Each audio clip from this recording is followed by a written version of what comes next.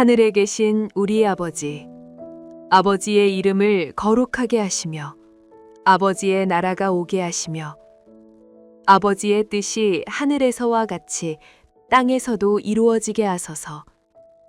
오늘 우리에게 일용할 양식을 주시고 우리가 우리에게 잘못한 사람을 용서하여 준 것 같이 우리 죄를 용서하여 주시고 우리를 시험에 빠지지 않게 하시고 악에서 구하소서. 나라와 권능과 영광이 영원히 아버지의 것입니다. 아멘.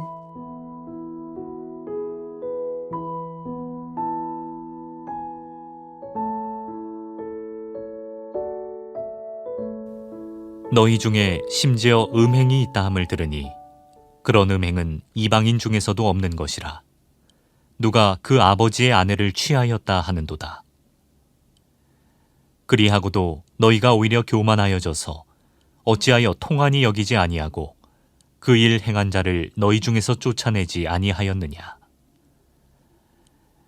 내가 실로 몸으로는 떠나 있으나 영으로는 함께 있어서 거기 있는 것 같이 이런 일 행한 자를 이미 판단하였노라.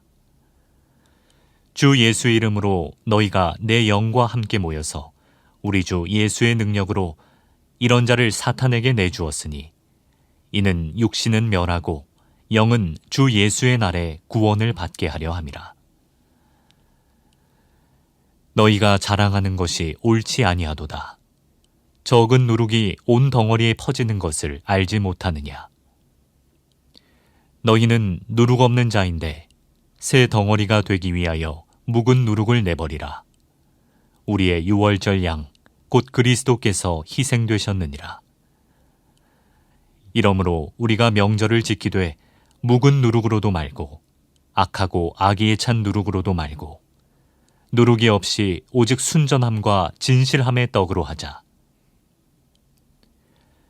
내가 너희에게 쓴 편지에 음행하는 자들을 사귀지 말라 하였거니와 이 말은 이 세상에 음행하는 자들이나 탐하는 자들이나 속여 빼앗는 자들이나 우상 숭배하는 자들을 도무지 사귀지 말라 하는 것이 아니니 만일 그리하려면 너희가 세상 밖으로 나가야 할 것이라. 이제 내가 너희에게 쓴 것은 만일 어떤 형제라 일컫는 자가 음행하거나 탐욕을 부리거나 우상 숭배를 하거나 모욕하거나 술 취하거나 속여 빼앗거든 사귀지도 말고 그런 자와는 함께 먹지도 말라 함이라. 밖에 있는 사람들을 판단하는 것이야 내게 무슨 상관이 있으리오마는 교회 안에 있는 사람들이야 너희가 판단하지 아니하랴. 밖에 있는 사람들은 하나님이 심판하시려니와 이 악한 사람은 너희 중에서 내쫓으라.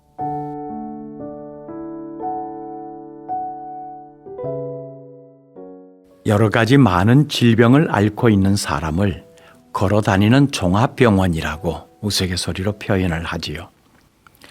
고린도 교회에도 이런 표현이 어울릴 정도였습니다.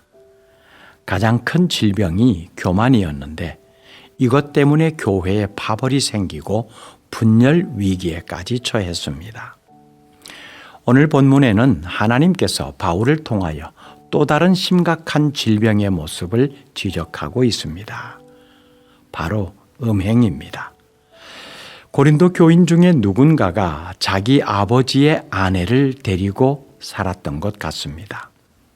아버지의 아내면 어머니가 되는데 바울이 굳이 아버지의 아내 이렇게 표현한 것은 친어머니가 아니라 당시의 사회적 관습에 따른 첩 혹은 사실혼 관계에 있는 사람일 수도 있기 때문입니다. 그렇다고 하더라도 이것은 교회 밖에서도 용납될 수 없는 아주 엽기적인 행태이지요. 이 문제에 대해 바울은 처방을 내립니다. 바울은 고린도 교회의 음행의 문제를 없는 것처럼 덮어두거나 슬쩍 지나가지 않고 마치 암을 수술하는 의사처럼 그 문제를 일으킨 환부의 근원까지 파고 들어가 그곳에 수술칼을 대고 있습니다. 13절에서 보면 그 악한 사람을 내쫓으라고 합니다. 지금 바울이 문제 삼고 있는 것은 이 음행만이 아닙니다. 그 음행한 자를 처리하는 교회의 태도를 더 문제 삼고 있습니다. 교회는 거룩하고 순결한 곳입니다. 이런 곳에서 악이 행해지는 것을 보았을 때 어떤 반응을 보여야 할까요?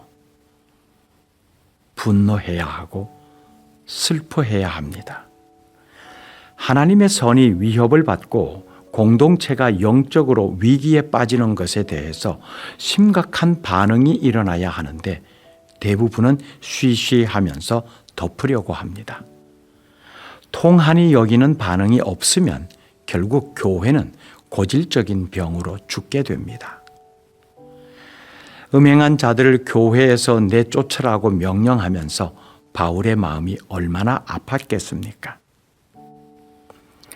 음행하는 자들을 경계하는 바울에게서 또 한 가지 중요한 사실을 발견합니다.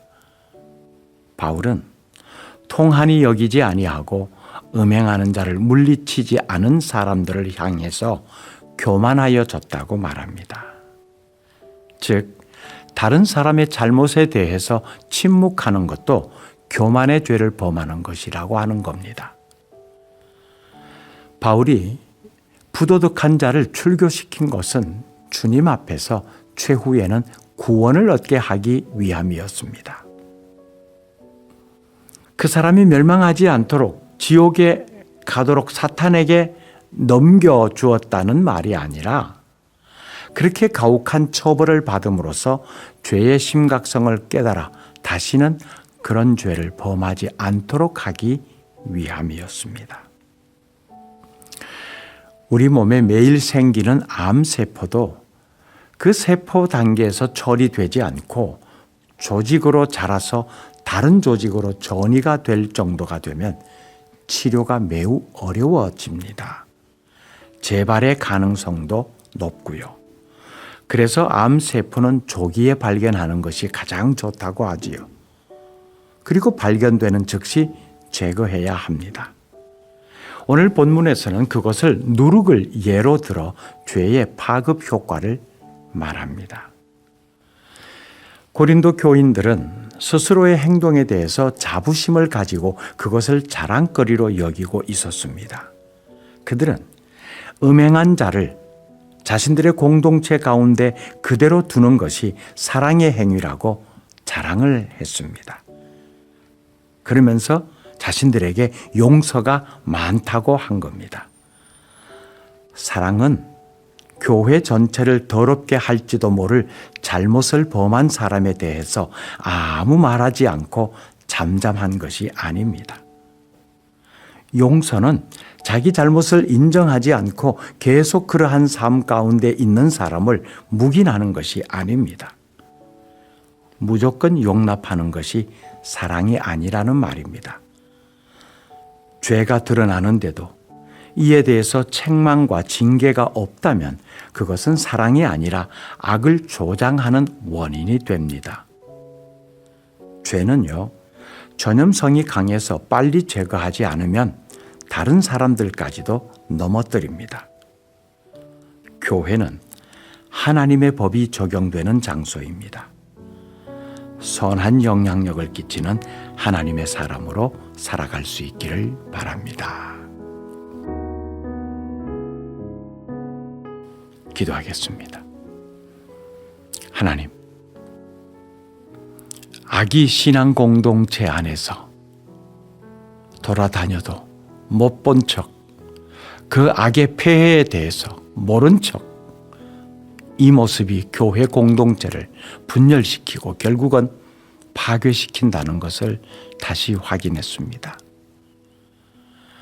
우리가 함께하는 신앙 공동체 안에서 이런 모습이 혹여 있지는 않는지 살펴보게 하시고 악에 대해서는 단호히 대처하고 하나님 나라의 법으로 이 악이 전염되지 않도록 제거함으로써 신앙의 공동체가 순수함과 거룩함을 지켜가게 하옵소서. 예수님 이름으로 기도드립니다. 아멘. 계속해서 묵상과 기도를 이어가십시오.